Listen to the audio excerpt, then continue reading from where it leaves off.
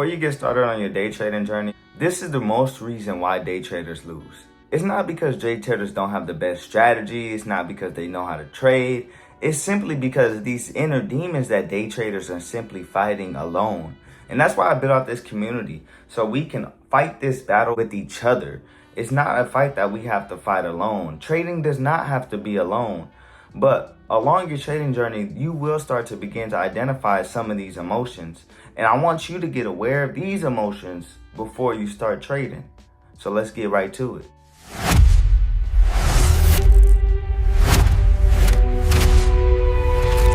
I've been trading for around 7 years. I first started trading back when IML Academy was trying to recruit everybody to come trade.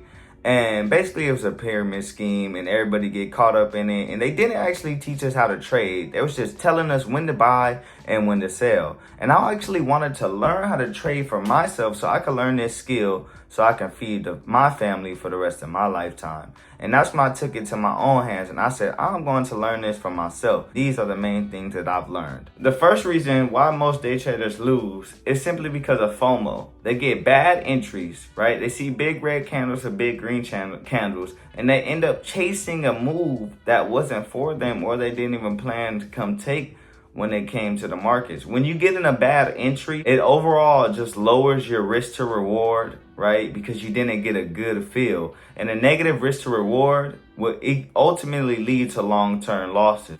The second reason most traders lose is by over trading, right? Too many traders come to the market just feel like they could take all the trades in the world, right? Too many trades equals random outcomes. You don't know what your parameters are to take a trade, and you're just hopping in trade after trade after trade trying to win, and you're not coming to the market with an edge anymore. And that's what you need to do. You need to come to the market with your edge and use it. And once you are profitable, step away from the market, because sitting at the market for long periods of a time, especially when you made money, it's just going to entice you to overtrade, which then is going to lead you to losing, which then leads us into the third reason why most traders lose is because of revenge, right? So once you're in a losing position, you feel like, man, I got to make it back. I got to get my money back. And you start to size up, taking more contracts than you would normally even take while you're losing, right? But you want to size up, and that doesn't make sense. We want to size up when we're in a winning position, right? And once you start to begin to overtrade and revenge trade and size up, your losses in this game will compound even faster, right? Which will ultimately lead us into the fourth thing, is that a lot of new traders are impatient, right? That could come from FOMO. It can come from revenge trading. It could come from overtrading. Impatience is a big thing, right? Because if you don't have the patience to enter, you can be correct all day. But the way options contracts works is if you enter 2 or 3 hours early before the move, you're going to get ate up basically just off of the time decay if you're looking at 0 days of expiration contracts, right?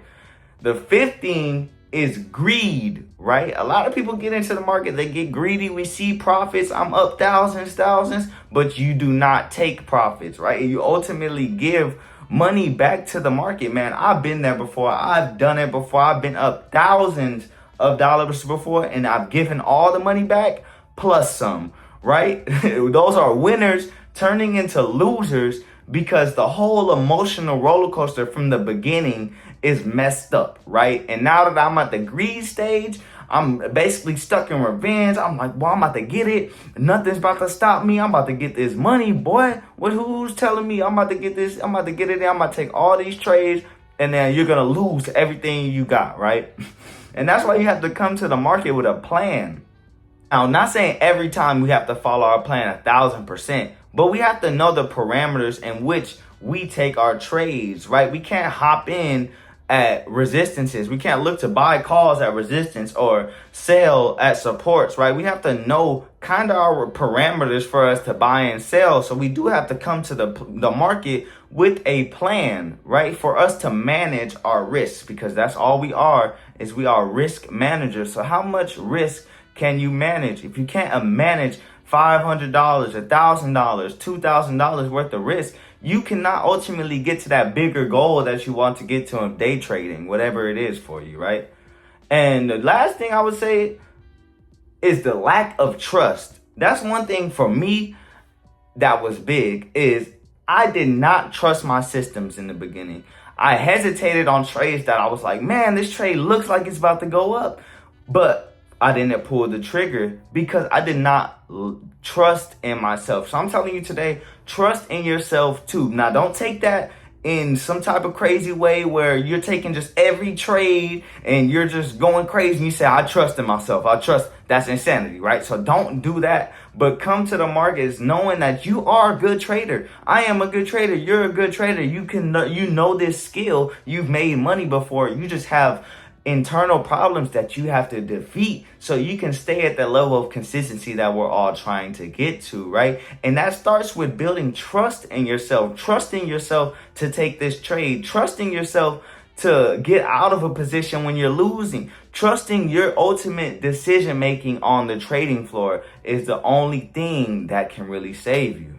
If you get caught up in chasing entries, if you get caught up in over leveraging, if you get caught up in revenge trading, if you get caught up in FOMO and all the other things that we talked about, I just want you to know that the root problem is truly us as traders.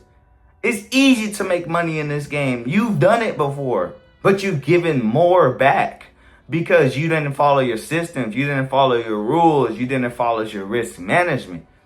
And if you're looking for a community that builds individuals up to stay consistent, to stay disciplined, first with trusting in God to lead us in this trading journey, man, come tap in with us at Cali Sun Investments. Me and my brother, we're building out the best trading community to really teach individuals how to do this for themselves, man. Trading is a real skill that can multiply our wealth, right? Now, the first thing we do want to be building is making sure that we do have an investment portfolio. That way, when we do make profits, we can funnel our profits back into our portfolio in which we're buying stock. But that's for another video and another time in which we're going to talk about. But this video right here is the 7 demons of trading that you probably struggle with. And if you're looking for a community that's bouncing ideas off each other and helping people grow and teaching people and inspiring people that it's not that important to stay, I want to make all the money. I want to make all the money. Money is fine, but you internally need to become better and the money will follow. Matthew 6:33. Seek ye first the kingdom of God and everything else will be added on to you, right? So I hope this video really helped you, especially if you've been trading for a while. And I hope this helps you identify some demons that are inside of you that pop up on the trading floor, because the trading floor is truly just a reflection of you in the mirror. Peace.